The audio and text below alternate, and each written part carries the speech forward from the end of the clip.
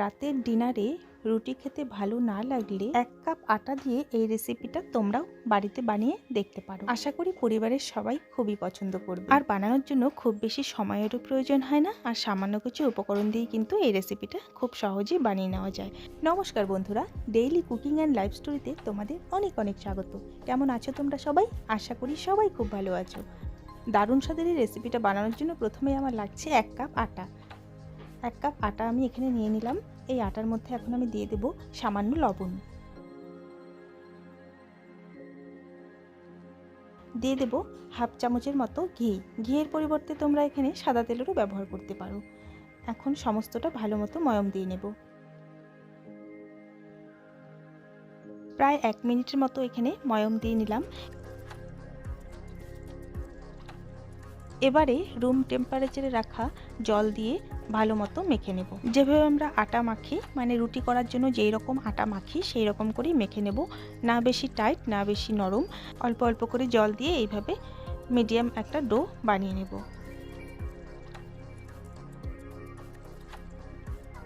ডোটা বানিয়ে নেওয়া আমার হয়ে গেছে। এখন এর থেকে লেচি কেটে নেব। রুটির মতো অত বড় বড় করে লেচি কেটে নেব না, লুচি যেইভাবে আমরা বানাই সেই রকম ছোট ছোট লেচি কেটে নেব।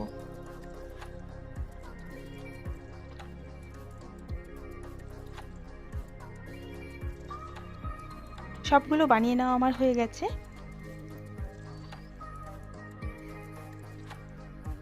এখন বেলন চাকির মধ্যে একটু আমি তেল মাখিয়ে নিলাম। এবারে একটা একটা করে লেচি নিয়ে এইভাবে লুচির মতো বেলে নেব।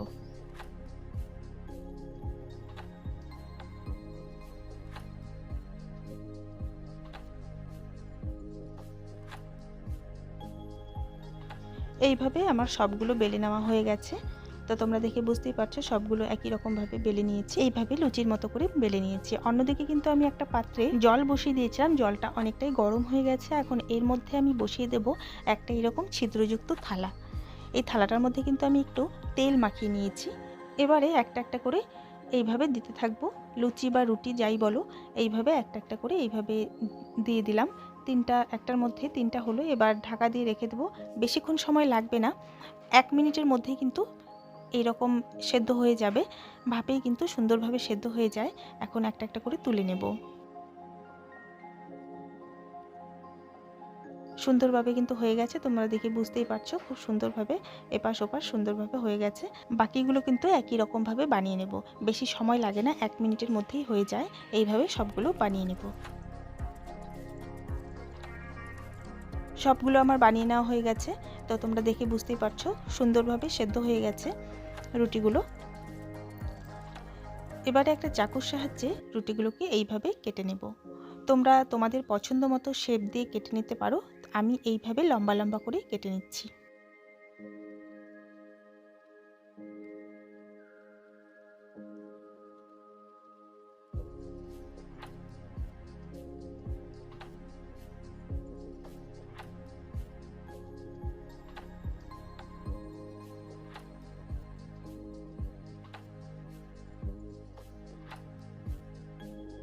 সবগুলো কেটে নেওয়া আমার হয়ে গেছে। একটার সাথে যাতে আরেকটা লেগে না থাকে সেই জন্য এরকম করে আলাদা করে নিচ্ছি। সবগুলো এরকম করে আলাদা আলাদা করে নেব। হাত দিয়ে এরকম টানলেই কিন্তু সবগুলো আলাদা হয়ে যায় খুব সহজেই।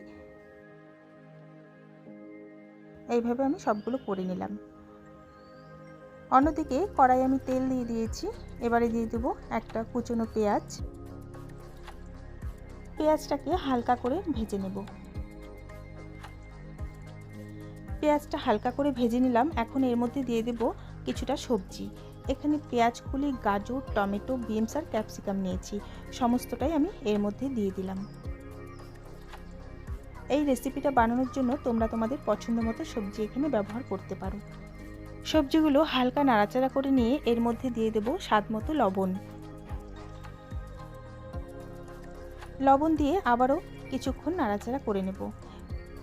এবারে দিয়ে দেব হাফ বাটির মতো জল বা হাফ কাপ জলের মধ্যে দিয়ে দিলাম। সবজিগুলো তাহলে সেদ্ধ হয়ে যাবে। ঢাকা দিয়ে রেখে দেব প্রায় 5 মিনিটের মতো। ফিরে এলাম 5 মিনিট পর। সবজিগুলো কিন্তু ভালো মতো সেদ্ধ হয়ে গেছে। এবারে এর মধ্যে দিয়ে দেব কিছুটা মটরশুঁটি। মটরশুঁটি দিয়ে অল্প নাড়াচাড়া করে নিলাম। জলটা কিন্তু এখনও ঠিকমতো শুকিয়ে যায়নি। এরকম জল জল থাকা অবস্থাতেই আমি এর মধ্যে দিয়ে দেব চাট মশলা, দিয়ে দেব 2 চামচ টমেটো সস, আর দিয়ে দেব 2 চামচ সয়া সস। আবারও সমস্তটা ভালো মতো মিশিয়ে নেব। ভালো মতো মিশিয়ে নেওয়ার পর এবারে আমি দিয়ে দেব যে রুটির মতো করে বানিয়ে কেটে রেখেছিলাম, সেগুলো আমি এর মধ্যে দিয়ে দিলাম। সমস্তটাই আমি এর মধ্যে দিয়ে দেব।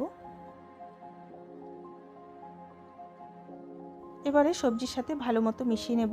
আর এই জল জল যে ভাবটা আছে এটাও কিন্তু শুকিয়ে যাবে একদম। যতক্ষণ না জলটা শুকিয়ে যাচ্ছে ততক্ষণ এইভাবে নাড়াচাড়া করতে থাকবো। বেশিক্ষণ সময় লাগবে না, প্রায় 3 থেকে 4 মিনিটের মধ্যেই জলটা শুকিয়ে যাবে এবং সুন্দরভাবে হয়ে যাবে। দারুণ স্বাদের এই রেসিপিটা কিন্তু আমার প্রায় কমপ্লিট। এখন নামানোর আগে এর মধ্যে দিয়ে দেব চিলি ফ্লেক্স দিয়ে নামিয়ে নেব। তোমরা চাইলে এখানে সবজির মধ্যে কিন্তু লঙ্কা কুচি করেও দিতে পারো, আমি এখানে লঙ্কাটা স্কিপ করেছি। আর এখানে আমি দিয়ে দিলাম সবশেষে চিলি ফ্লেক্স। সবসময় তো রুটি পরোটা খেতে ভালো লাগে না, একবার তোমরা এইভাবে অবশ্যই বাড়িতে ট্রাই করো। আশা করি ছোট থেকে বড় সবারই কিন্তু ভীষণই পছন্দ হবে। আর আজকের আমার এই রেসিপিটা ভালো লাগলে লাইক আর শেয়ার করে দিও। আর আমার বন্ধুরা এইভাবে আমার পাশে থাকার জন্য অসংখ্য ধন্যবাদ। আর নতুন যারা আমার ভিডিও দেখছো, আরও নতুন নতুন ভিডিও পাওয়ার জন্য আমার চ্যানেলটিকে সাবস্ক্রাইব করে পাশে থেকে যেও। ধন্যবাদ।